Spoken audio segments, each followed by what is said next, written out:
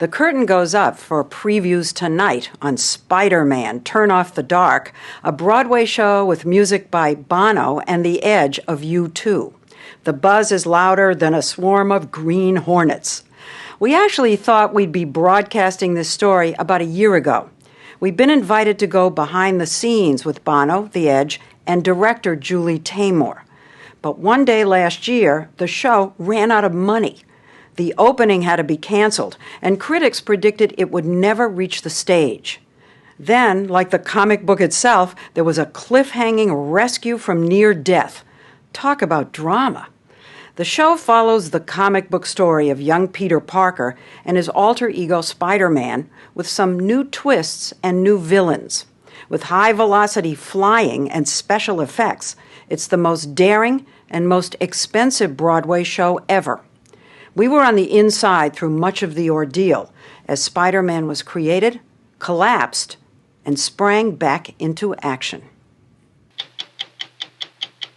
The story will continue in a moment.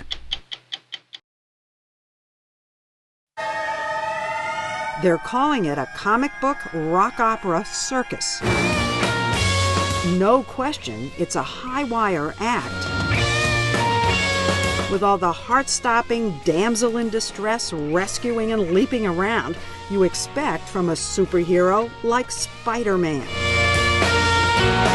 What you're seeing is a first look at scenes from the show's final dress rehearsals. It's a spectacle of extraordinary dizziness. That's how Bono described it when we sat down with him and his U2 bandmate, The Edge. We've moved out of the rock and roll idiom in places into some very new territory for us, and there's big show tunes and dance songs. But who were you thinking of, Rodgers and Hammerstein? More dark, more sort of dark and twisted. Crack his skull, I'll rip his clothes, then burst his nose. Bullying by number, bullying by number, bullying by number.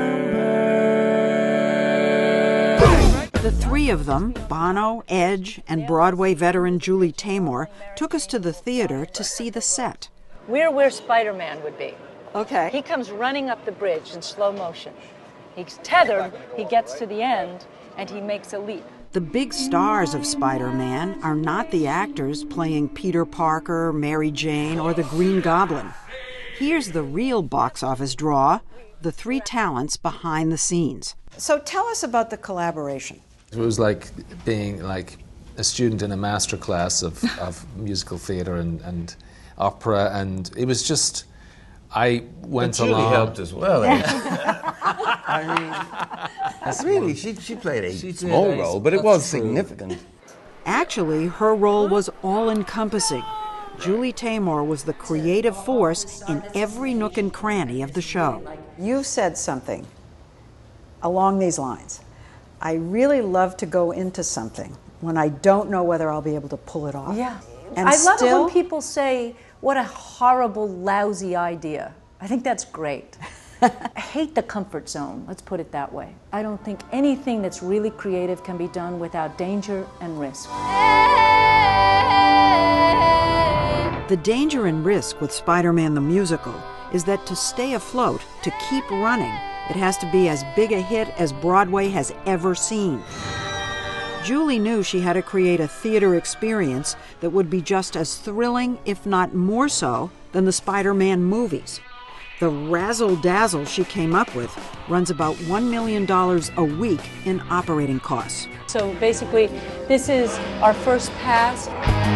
You think that you can throw away. We started following the making of Spider-Man over a year and a half ago when they let us sit in on one of those early master classes where actors perform the songs so the three of them could tweak the music. Think again. Bono and the Edge had already written most of the music back home in Dublin. Here, they're critiquing a song for a new villain they created, a Spider-Woman. It needs another color, another musical color. It's short. Yeah. I feel like you could expand on that. Or just make it better. We could do something being like a sort of like something climbing up Yeah. throughout the entire section. There you go. We got to stay and watch the way Bono and Edge meticulously reshape their songs. I think it needs to be a little more playful and sort of a little more internal, I think is the word. Bono got up to work with the orchestrator on coordinating the horns and strings with the rock band.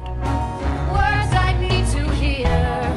And then the ultimate show and tell. I gotta sleep in my clothes. Bono showing how to do it right. Every day is like a war and I'm losing it.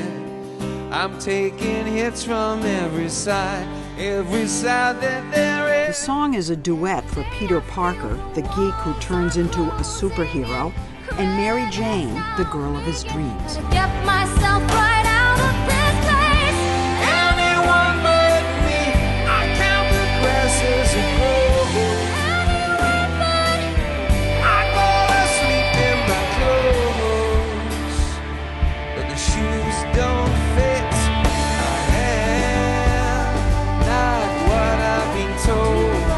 I am. Then more instructions. I like the acoustic is really helping, but to sing, for that note to kind of connect more, I might need some piano, just real simple spare.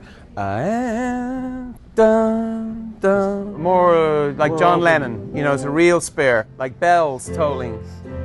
Yeah. Okay, let's try that again from the acoustic section. The long, hard journey of Spider-Man the musical started 8 years ago in 2002. I was told that the two of you wanted to do this with one condition in the beginning. Julie Taymor was the only condition. That's right. Yeah. Why? Julie Taymor was definitely a magician. And I think that's what you call a person who, even though they've put the rabbit in the hat, is really surprised when it comes out. That's her. Everybody back on the bus. Bono had worked with Julie when she cast him in her Beatles movie Across the Universe. Off the bus.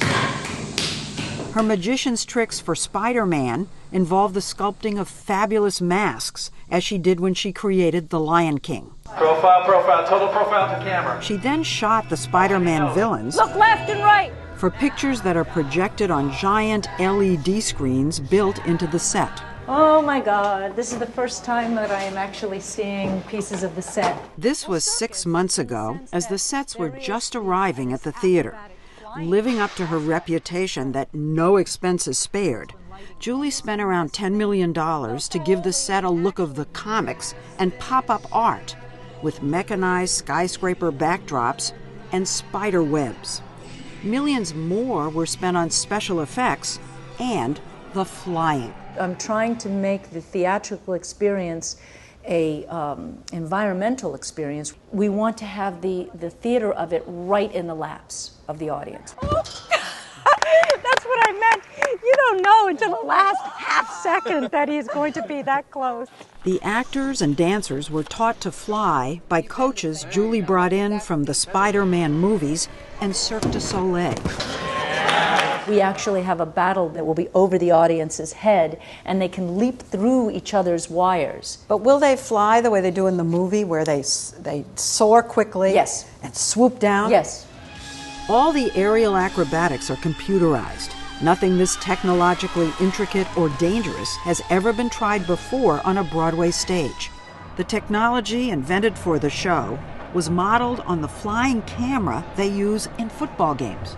You have a 4-point system, which means that the human being is attached to 4 wires, and that means you can move them with a lot of control anywhere. They're not So the free. people are like the cameras at a Yeah. football game. They're flying And you can on go those 50 ropes. miles an hour.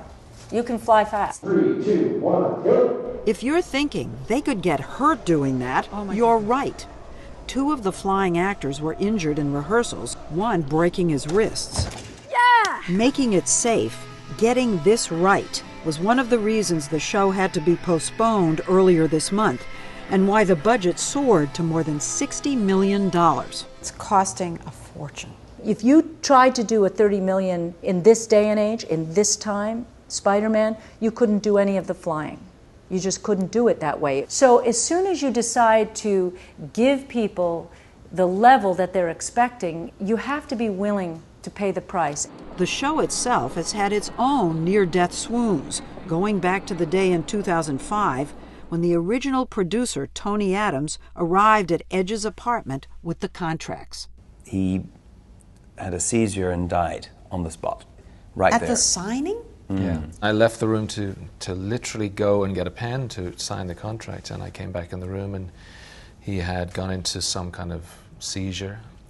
It was a very difficult moment for us, and we really weren't sure whether the show was going to go ahead. The show was handed over to Adams' business partner and survived, only to swoon again last year. That's when they woke up one day without any money. How did you find out that things were in such bad condition? Read about it in the New York Post. You did not know how bad things were till you opened the newspaper? That is the truth. So everything goes dark, and the rest of the world thinks it's over. And you start picking up the phone, calling people for money, right? Yeah. Yeah, and they're saying, no.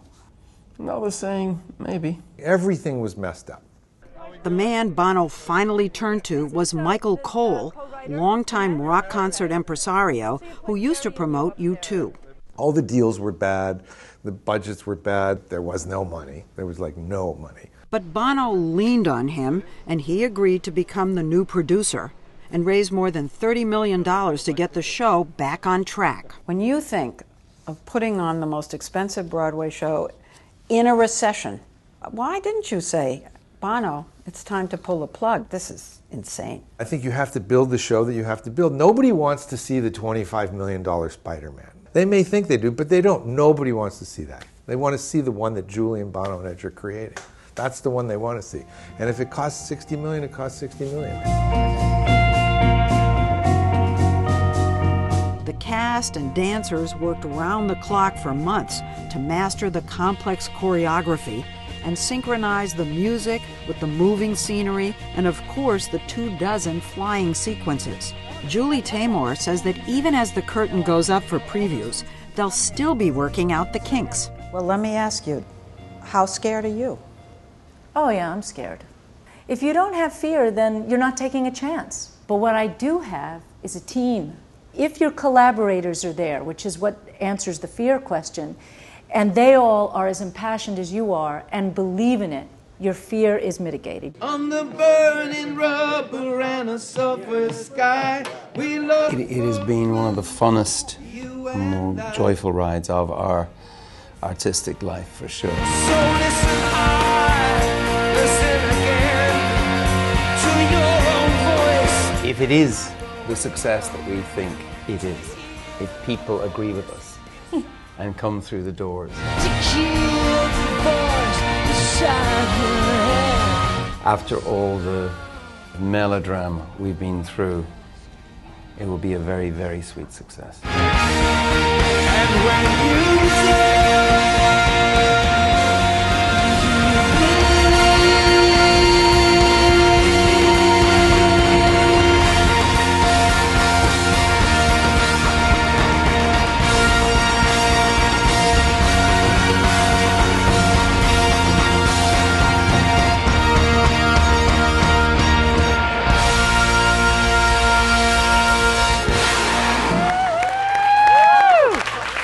that was better.